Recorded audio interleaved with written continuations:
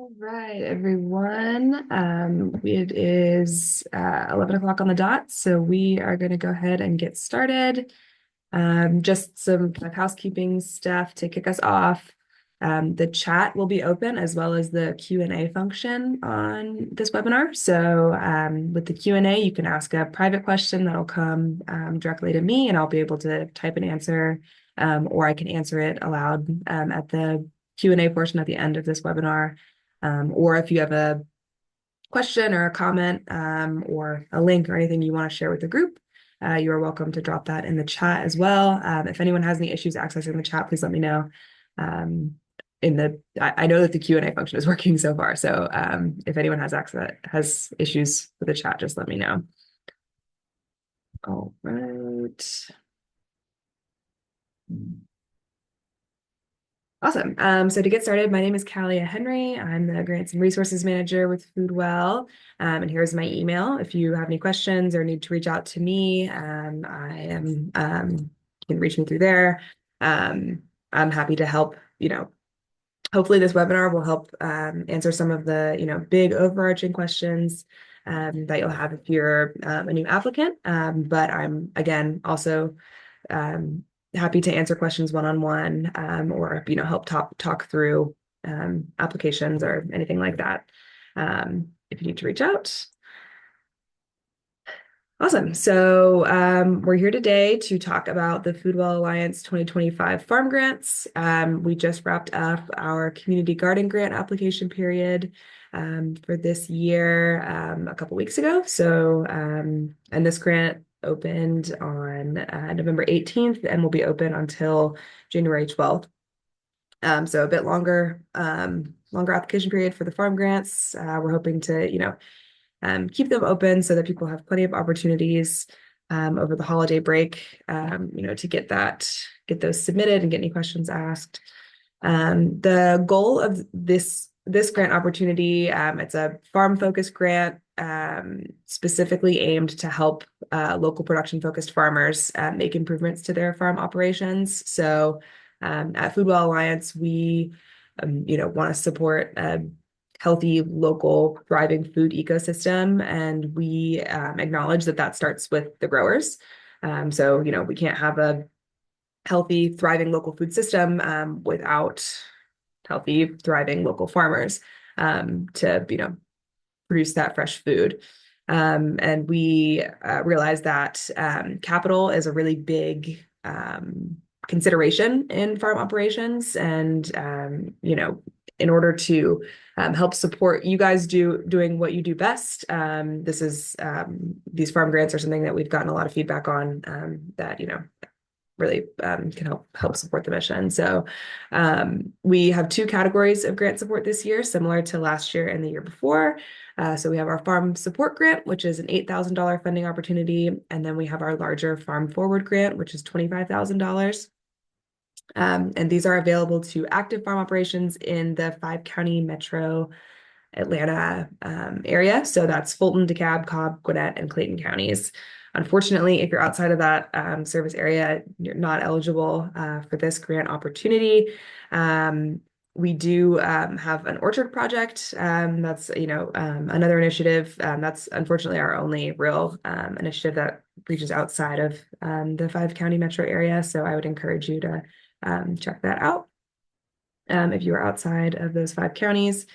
Like I mentioned earlier, these applications will be due on January 12th at 11:59 p.m. That is a Sunday. And we down here, we have linked the Farm Resource Center on our website. We have several other farm resources that I'll talk about in a moment, but I really encourage you to check out our website if you haven't already.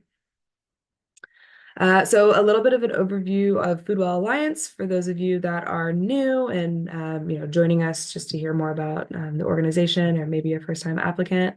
FoodWell is a collaborative network of local leaders working together to build a thriving community gardens and urban farms across Metro Atlanta and community orchards as well. Our mission is to provide, like I mentioned, resources and support specifically to the growers because we understand that is where it all begins, and that these healthier communities are made possible by the growers doing the work. Like I mentioned as well, we serve that 5-county metro area. Last year, our resources reached 161 community gardens and 45 farms across this region. So those are some really exciting numbers. Again, here's the link for the Resource Center page. If you haven't checked out our website in general, I would really encourage you to hop on that. On the resources tab, we have farm resources, community garden resources, orchard resources that, varies from, education. We have a lot of recorded webinars and things like that, as well as some written educational guides. So you'll see this on the website, but I want to talk a little bit about our Resource Center offerings beyond the farm grants. So one of our big ones is the farm labor support, and that falls into 2 categories. So we do farm labor support stipends that are up to $3,000. And those are intended to help support labor costs at farms. That can look like paying yourself. It can look like paying your staff, bringing on seasonal staff for heavy seasons, paying a contractor to do work out at your operation, paying an intern, things like that. Those funds are a little more unrestricted. We just ask that they are going towards labor funds or labor projects on your farm operation, but you can kind of use that to pay a range of garden employee or farm employees. And a new resource that we rolled out this year is that second bullet. So the special project labor support funds. And those are a little more restricted in the sense that we have to have a written estimate or a written invoice. Those can be, advance payments or reimbursements, but they are specifically to support special projects that require hiring a contractor.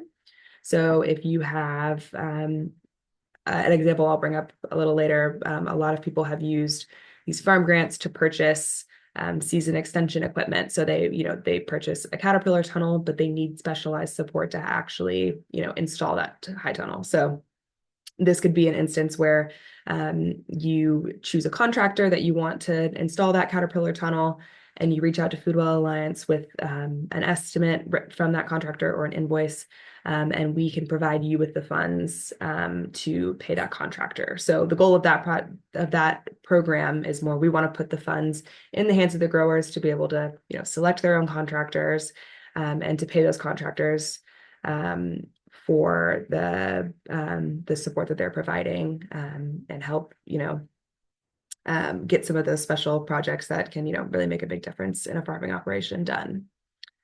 Beyond that, we also have mechanical assistance through a partnership with Chris Teal, also known as Small Farmer at Large. So he has his own equipment that he can bring out to help with land preparation, there's some land grading, field preparation at the beginning of a season, flipping over a field after cover cropping, things like that. If you're trying to expand your growing area and maybe you don't own that heavy equipment, he can come out and complete that, and then Foodwell covers his time for that. We also have access to tools and equipment. So we have a partnership with the Atlanta Community Tool Bank and have a BCS tractor there with attachment rentals. So certified users under Foodwell Alliance, you can come out and complete a BCS tractor training with us that we do. We try to do them at least quarterly, if not more frequently. So you can come out, get familiar with the equipment, kind of test it out. Then you can become a sub-user under Foodwell and pay an annual fee. I think it's under $100. And then you have access to that BCS equipment whenever you need, and you can check it out just like a library book, take it out to your farm with whatever attachments you may need, and do that work yourself. So that's another really great resource. We also do compost deliveries annually. So those will open in spring of 2025. Those are non-competitive as long as you're an eligible farm in our resource area, our service area.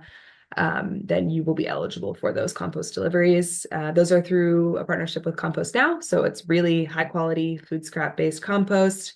And they will just come and dump, I believe it's 15 cubic yards directly at your operation for your use. And we just purchased a compost spreader attachment for the BCS tractor. So that's another exciting thing if you, I know that that's a big project to get all of that compost used. So that could be a great tool as well. We also host a lot of convenings and workshops. So we do an annual resource roundup where we bring in, agents from USDA and UGA Extension and Georgia Organics or some other partners in the region. Everyone comes and shares their resources. That should be early next year. We also do more in-depth farmer-based workshops, a lot of on-site field days, build-alongs, things like that.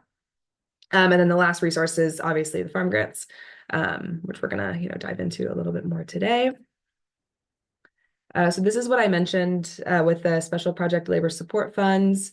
So those funds are available year-round. It's not tied to this grant period. If you have a special project that comes up at any time during the year, you're eligible to apply for these funds. But this is a great opportunity to combine with your farm grant to help purchase, because these funds are strictly for labor support. They can't be used to purchase any materials.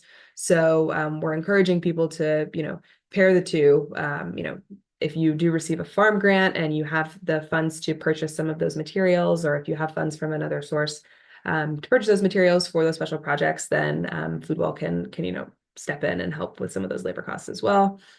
Some examples of uses for these funds could be, like I mentioned, grow tunnel installation, specialized irrigation installation, plumbing repairs, bringing in a contractor to clear space. It is contractor of your choice. If you need any recommendations, we definitely, there are lots of great contractors in the area that we'd be happy to provide some recommendations. And that is a separate application. So I have the long link here, but it's also on our, if you go to our website at foodwellalliance.org/labor, it'll have an outline of the two different labor opportunities, the labor support stipend, as well as this special project labor support.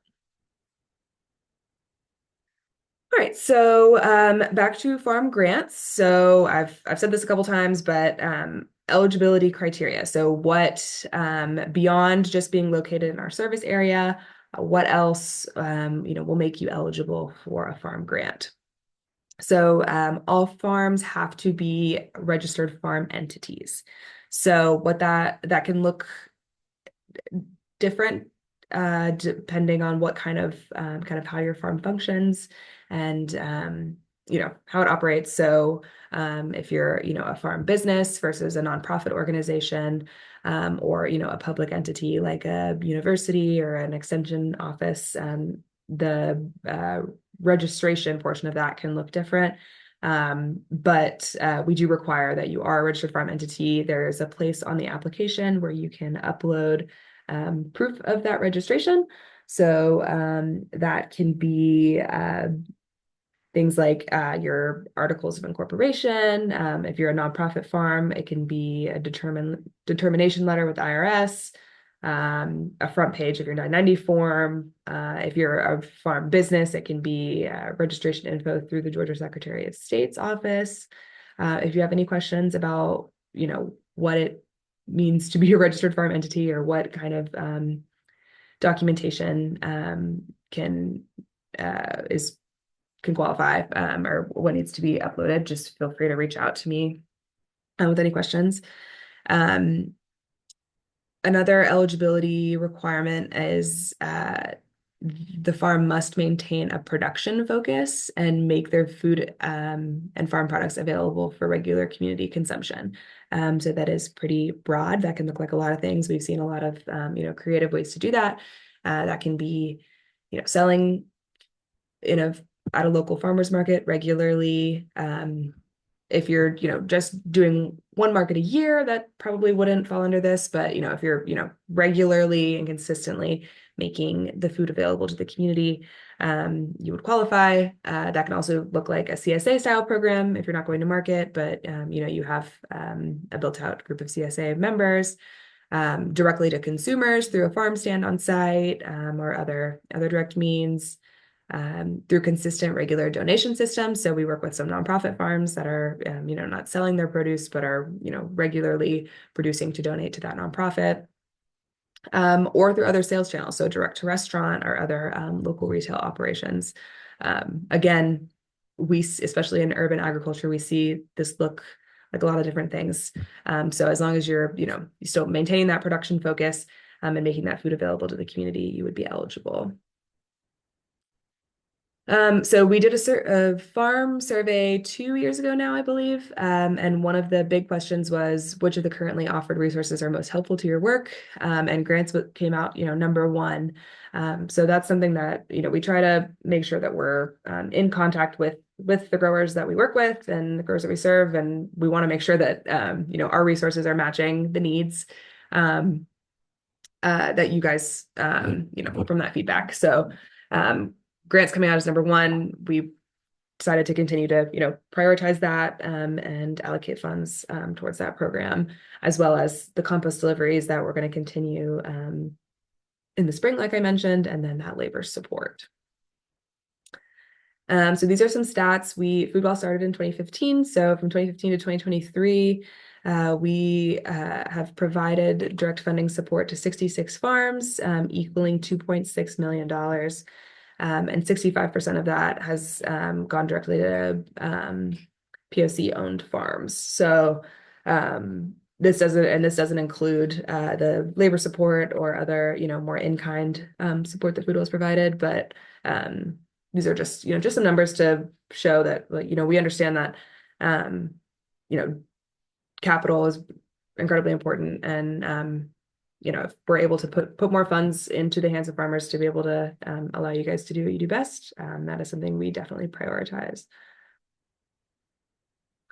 So like I mentioned, we have two different grant opportunities they're in the same grant application, but we're planning to award around 28 of these farm support grants, these smaller $8,000 grants, and then 2 of the larger farm forward grants this year.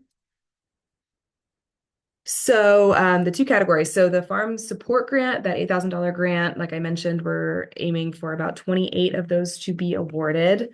And proposals for that grant opportunity can look like farm infrastructure projects, so, smaller scale infrastructure projects, purchasing tools and equipment or inputs for improved efficiency or season extension, expanding production areas to, spread out beyond your current operating area, supporting farm personnel costs or accessing professional services. So you want to help support your staff, you want to bring on an intern, or maybe you want to hire a tax professional, or you want to have a consultant come in and help really bring your farm to the next level. Those are all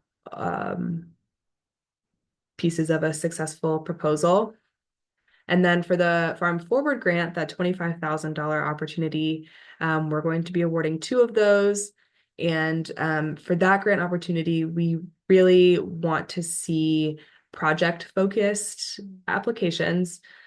So these need to, a successful application would look like, a central project or a central goal that you're looking to achieve with your farm operation. And then building out the budget for what materials and equipment, services, personnel, things that, all of the things that would need to come together to complete that larger farm project. I know that in the past, we've definitely had people, add in smaller side projects as well. But we really, for that larger grant opportunity, we really want to stay away from just a long list of all the different small tasks and small materials or equipment or kind of disjointed things that obviously would be very important to a farm operation, but we're really looking for a more centralized project that will really bring your farm to the next level for a successful proposal for that. And as well as, with the farm support grant, the $8,000 grant, having a really cohesive narrative and kind of goal for your farm definitely helps with a successful proposal as well. So the timeline here, we opened up this grant application on November 18th, and it will close on January 12th. So we're hoping that will give people some time through the holidays if you want to work on the application, but also you don't have to look at it until the new year if you don't want to. And then we'll be reviewing internally from January 12th through February 17th, and then hoping to get those application decisions out the week of the 17th. During the application review period, there will also likely be some site visits for newer farms. If I'll definitely follow up on that if you have any questions, or if I have any questions about your application and want to, see your operation, we can help coordinate those site visits as well. Okay, so what are we looking for in an application? So like I mentioned, we want to see, that you have, done some work and looking at what your farm's role is in the Metro Atlanta local food system. And that can be, explaining kind of the mission of your farm and seeing how your farm serves the community. So this can be, we encourage everyone to reflect on current farm needs and farm challenges, and what is currently hindering you from achieving the overall objective and mission and vision of your farm, and then taking it to that next step and explaining specifically how these farm grant funds can help address those needs. So like I mentioned, a cohesive, farm narrative is really important here and very helpful, specifically from, a grant reviewer point of view. If we can see kind of like how you view yourself in the local food system, where you want to see your farm go, who you're hoping to serve. And then again, like I mentioned, what's in your way? How can these grant funds help kind of take you to the next level? What changes do you want to see occur in your operation? So is that, are you hoping to scale up? Are you hoping to reach new markets? Are you hoping to just kind of work on efficiencies within your current operation on the current scale that you're functioning at? Those are all questions that we really encourage you to ask yourself, ask your team, discuss before you fill out this application. We also really want to see a realistic and clear plan for using the funds. So that is part of how we can kind of determine if your farm is, at a place to receive these funds, is if we see that there's been, some research done and that there is a really clear plan for using these funds. That is really helpful for us as well. Some examples of how farmers have used these grants in the past. So production infrastructure, season extension materials. So like I mentioned, Caterpillar tunnels were a really big one. Post-harvest infrastructure and cold storage is also a really big one. Purchasing a cool bot, purchasing materials for an upgraded wash station, things like that have been very popular. Farm site work and related materials. So, again, prepping new areas, helping, expand driveways to get to be able to get heavy equipment onto site, things like that. Farm personnel costs. So I know some people have, hired an intern or use these funds to help bring on an additional staff member part-time. Those are definitely potential uses for these funds. Professional services and farmer training, so continued education, bringing on, like I mentioned, a tax consultant, or helping with some of the more farm business related tasks, or bringing in another kind of consultant to come in and help talk through your farm plans. Okay, so this is the grant portal. This is linked. Foundant is the name of the grant system, but you'll need a direct link to the Foodwell page, or it's going to look a little different if you just Google Foundant. So you can find that link on our website under the Farm Grant tab. And it'll take you here. If you have not applied in the past, you can create a new account. If you have applied, it's pretty easy to reset your password if you can't access it. If you have a question on whether or not you have whether or not you have an account, feel free to reach out to me, just so you're not, duplicating accounts. I can definitely send you your login information. But once you log in, if you clicked directly on the link on the Farm Grants page, it'll take you to the Farm Grant application. This is the one from last year, obviously, but it should look pretty similar. Up in this top right, you'll see this apply button. This is just some more information about the grants. Very similar to what I've said today, and this information is on our website as well. But once you click that apply button, it'll bring you to the application, and we've tried to keep the application pretty user friendly. We try to keep it pretty simple. We don't want this to be, to really bog down growers and be a big, time suck. So hopefully this is a manageable application. But we still want, need some details, and we want to really see that, again, that you've done some research and done some real reflection on this grant or on your farm in general, and how this grant can, fit in to your operation. So we have the farm organization descriptions, just your very basic farm information. And then we have down here, you'll see within the application, there are several drop down. So the farm support grant, that $8,000 grant, and then the farm forward grant, the $25,000 grant, both requests are within the same application. So you can complete one or both of those. I would encourage everyone to, if you're going to go for the larger grant opportunity, to also fill out the smaller $8,000 grant application as well, just in case, since we're only giving out 2 of those larger grants. It is a pretty competitive category, and it is definitely just a safer bet to fill out both of those, if just in case. So we also have some space for additional supporting materials. If you have pictures you'd like to update or upload of your operation and kind of what it looks like, or maybe and then to give us some context on the current state of your farm and where you're hoping to expand out. That can all be very, very helpful. Some additional considerations. So we do have a reporting component. It's pretty brief. It's, again, we're not doing like quarterly grant reports or any, super complex reporting requirements.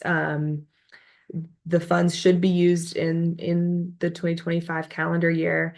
And the farm grant will be submitted towards the end of 2025. So usually, I believe for the 2024 grant reports, I assigned those like in early November. So, we'll give you it'll probably be about when grants are reopening for the 2026 grant period, is when those reports will be due. And that's a really good opportunity to just reflect on all the work that's been done in the past year and how the grant has supported your operation. But like I said, it's not a super in-depth grant report. We don't require receipts or super granular financial tracking. We just want to know that you've spent those funds out and spent them according to your application. Or if there were deviations from the application, there's a portion in that grant report to explain those as well. Yeah, and then I've said this a million times, but really think about what changes you want to see in your farm operation and how this grant can assist you towards those changes. Another question we get a lot, this farm grant funds can be combined with other sources of funding. So that can be, personal investment, that could be, from your existing farm budget. It can be combined with um, additional funding sources, so private, public grants. We've had some people, NRCS equip grants. Maybe you get some funds to get a high tunnel, but you need help with installation and maybe some additional funds to help with that match. That's an example of a way to, combine funding. Another question we get a lot about is about farm types. So flower farms, we've definitely seen a lot of flower farms kind of popping up around the metro Atlanta area. And they're absolutely eligible to apply for this opportunity. We at Foodwell, we acknowledge the value of flower farms in the local food system, and the value it provides to pollinators and all those things. So as long as your flowers are, again, being accessible to the community on a regular basis, you would be eligible.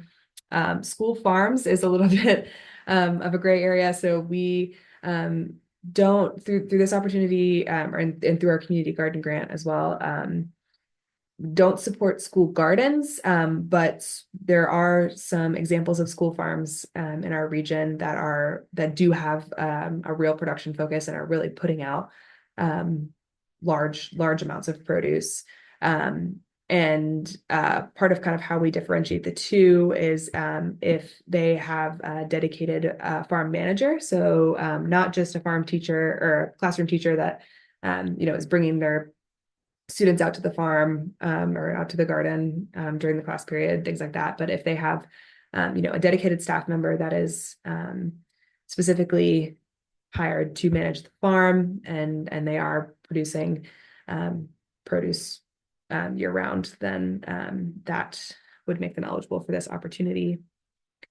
And then the last consideration is grant readiness. So we definitely support new farms and like early stage operations. We understand that again, I've said this a million times as well, but capital can be really important for an early stage farm, and these grants can definitely help with kind of getting you on track if you're a new operation. But we really want to see the demonstrated, goals and plans that you have for your farm. We really encourage you in your application to talk about the vision you have for your operation and where you want to see it go. And then some proof of just research that you've done, continued ed through, the internet, or, there are groups like Southern SARE, UGA Extension, some proven, buy-in would be very helpful. Also, just as a side note, Fulton County Extension has their Journeyman Farmer Program registration open right now. So that would be another great example of a way to kind of show some buy-in and some commitment to continued education. Awesome. Okay, so the checklist, kind of some next steps. Again, I would really encourage you to check out our Resource Center webpage. It has more details about the farm grants as well as our other resources. If you have questions about the BCS tractor rental, or you're interested in mechanical assistance or labor assistance, you can see all of that through our webpage. That's where that separate application for the labor support, both of the labor support opportunities will be linked there. I would encourage you to register on the grant system sooner rather than later, just so you are familiar with it. Like I mentioned, it's pretty user-friendly, but people still have questions, and I would love to be able to help before January 12th at 11 p.m. So if you have questions leading up, please definitely let me know. again, reflecting on your farm's top challenges and needs and how this farm grant can help address those needs. And then deciding if you will be applying for the smaller grant, the larger grant, or both. Again, I really encourage you, if you think you just want to apply for the Farm Forward grant, that 25,000, I would really encourage you to apply for the Farm Support $8,000 grant as well, just in case. And then January 12th is that date where everything will be due. So we want to make sure you get your application submitted by then. And again, here's my email. If you have any questions, please feel free to reach out to me. I'm also going to toggle back over here and check out the Q&A. I'm happy to answer questions if anyone has any. If you have, more direct questions that maybe don't apply to the group, feel free to send me an email or give me a call. And I'm happy to talk through those with you.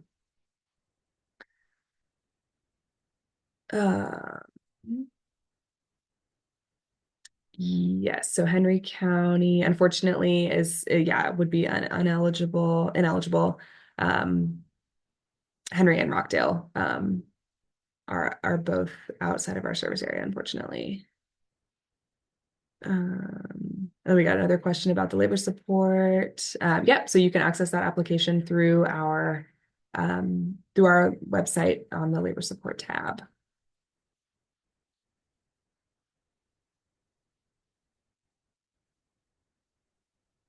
All right. Okay, anyone else have any questions? You can use that Q&A tab or the chat to drop those questions.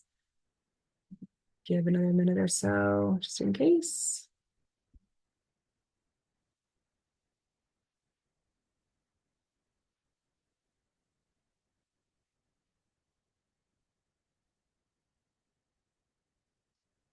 All right, okay, well, I'm not seeing any more questions. So I'm gonna go ahead and wrap up.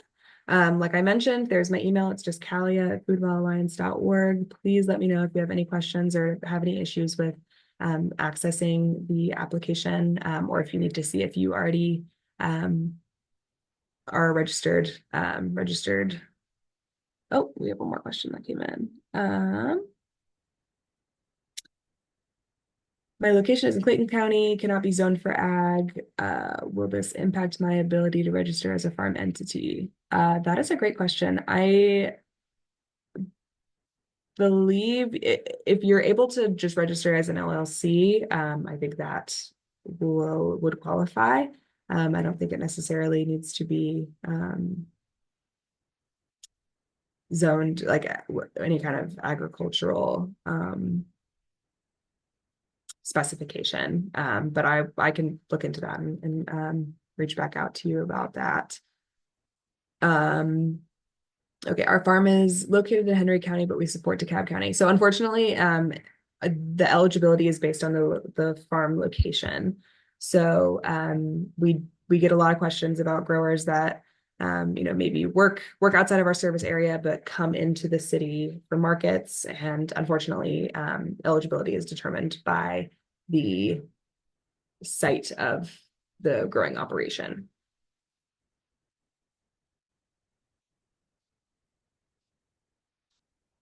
Okay, great. I think that was our last question. So like I mentioned, please reach out if you have any questions. This webinar was recorded and will be uploaded on our website, and I will email it out to all of the attendees as well. So if you have any, if you want to come back to reference it or have any friends or other growers that that maybe have questions, feel free to send us their way. But I really appreciate you guys joining us today and hope you have a great rest of your week.